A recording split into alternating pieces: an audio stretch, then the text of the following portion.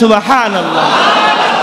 দুনিয়াতে একজন একটা চোখ হারাইছে, দুনিয়াতে কেউ যদি অসুস্থতার কারণে পা হারাইছে, দুনিয়াতে কেউ যদি অসুস্থতার কারণে কিডনি হারাইছে, দুনিয়াতে কেউ যদি অসুস্থতার কারণে দাঁত হারাইছে, আল্লাহ বলেন লাহু জাযাউন ইনদি, তার জন্য আমার কাছে একমাত্রই রয়েছে ফিল জান্নাহ, জান্নাত। এই জন্য যারা অসুস্থ তাদের জন্য অসুস্থতা কি? নিয়ামত। অসুস্থতা কি? ও মোহতারাম ভাই, একটা চোখের বিনিময়ে যদি একটা জান্নাত হয়, হ্যাঁ, তাহলে জিতলেন না ঠকলেন? কথা বলেন, জিতলেন না ঠকলেন? জিতছেন। একটা দাঁত চলে যাওয়ার কারণে যদি আপনি একটি জান্নাত পান, ঠকছেন না জিতছেন? আহা, জিতছেন। এই জন্য আল্লাহ পাক যদি অসুস্থতা দিয়া কোনো অঙ্গ কেড়ে নেয়, মন ঘাবড়ানোর কিছু না, নৈরাশ হওয়ার কিছু না, আল্লাহ পাকের দরবারে শুকর আদায় করা। কিতাবের মধ্যে, হ্যাঁ, আল্লামা ইবনুল কাইয়্যিম আল জাওজি তার বিখ্যাত যেই কিতাব ইদাতুস সাবিরিন ওয়া দাখিলাতুশ শাকিরিন, এই কিতাবের মধ্যে লেখেন অসুস্থতা শুধু নিয়ামতেই না, বরং অসুস্থতা নিয়ামত রহমত। বলেন, অসুস্থতা কি? নিয়ামত রহমত। অসুস্থতা কি? নিয়ামত রহমত। নিয়ামত রহমত কিভাবে দলিল দেওয়ার দরকার আছে না নাই? তিনি উল্লেখ করেছেন অসুস্থতা নিয়ামত রহমত কি? তিরমিজি শরীফের হাদিস। আল্লাহর হাবিব বলেন কিয়ামতের ময়দানে সুস্থ ব্যক্তিরা, হ্যাঁ, অসুস্থ ব্যক্তিদের জান্নাত দেখবে আর আফসোস করবে। সুবহানাল্লাহ। অসুস্থ ব্যক্তিদের জান্নাতের সাজসজ্জা দেখবে আর আফসোস করবে আর বলবে, হায় আফসোস, আল্লাহ যদি দুনিয়াতে আমাকে 30 বছর অসুস্থ বানায় রাখতো, হায় আফসোস, আল্লাহ যদি দুনিয়াতে আমাকে 10 বছর অসুস্থ বানায় রাখতো, হায় আফসোস, আল্লাহ যদি দুনিয়াতে আমার একটা অঙ্গ কেড়ে নিত, তাহলে আমিও তো এই সুন্দর জান্নাত পাইতাম। সুবহানাল্লাহ। এজন্য অসুস্থতা নিয়ামত, পাশাপাশি কি? রহমত। অসুস্থতা নিয়ামত, পাশাপাশি কি? রহমত। এই জন্যই মোহতারাম ভাইরা আমার, সুস্থতাও নিয়ামত, অসুস্থতাও নিয়ামত। অসুস্থতা দেনে ওয়ালাও আল্লাহ, সুস্থতা দেনে ওয়ালাও আল্লাহ। আমি আপনি যখন অসুস্থ থাকি, আমাকে আপনাকে অসুস্থতা থেকে সুস্থতা যিনি করেন তিনি হলেন কে? আল্লাহ। এই জন্য মুমিন হর হালতে সর্ব অবস্থায় শুকর আদায় করবে কার?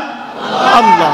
এই জন্য ঘাবড়ানোর কিছু নাই ও মোহতারাম ভাই, ঘাবড়ানোর কিছু নাই।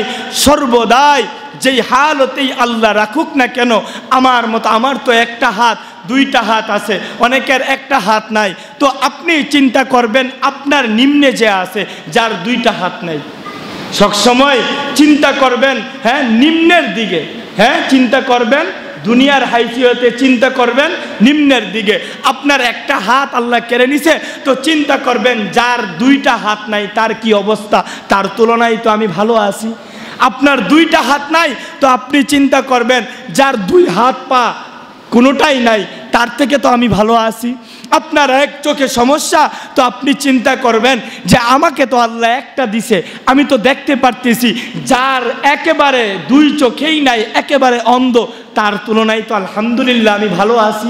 তো এরকমভাবে যদি আপনি শুকরগুজার বান্দা হন, এরকমভাবে যদি আল্লাহ পাকের নাজ নিয়ামতের শুকর আদায় করতে পারেন, আল্লাহ পাক রব্বুল আলামিন খুশি হয়ে যাবেন।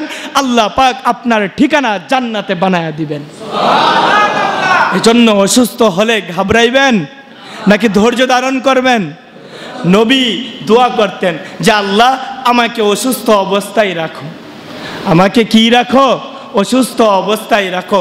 হাদিস শরীফের মধ্যে আছে, কোনো ব্যক্তি যদি অসুস্থ অবস্থায় মৃত্যুবরণ করে আর আল্লাহ পাক রব্বুল আলামিন, হ্যাঁ, ইমানি হালতে, বুঝবেন আমার কথা, কাফির কুফরি হালতে না, যেই সমস্ত আলোচনা হচ্ছে সব ইমানি হালতে। কোনো মানুষ যদি ইমানি হালতে অসুস্থ অবস্থায় মৃত্যুবরণ করে, মরতে দেরি, জান্নাতে প্রবেশ করতে দেরি হবে না। আল্লাহ পাক রব্বুল আলামিন তার সমস্ত গুনাহ এই অসুস্থতার কারণে মাফ করে দেন।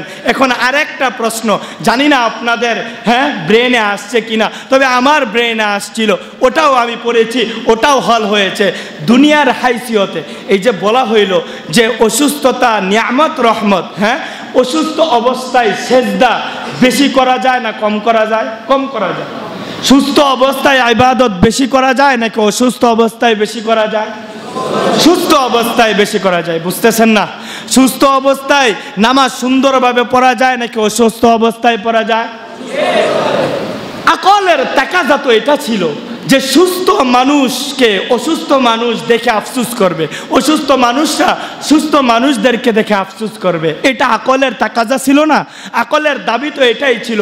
কারণ অসুস্থ মানুষ সুস্থ মানুষ সুন্দরভাবে নামাজ আদায় করেছে, সুস্থ মানুষ সুন্দরভাবে জিকির আজগার করেছে, সুস্থ মানুষ সুন্দরভাবে কোরআন তেলাওয়াত করেছে।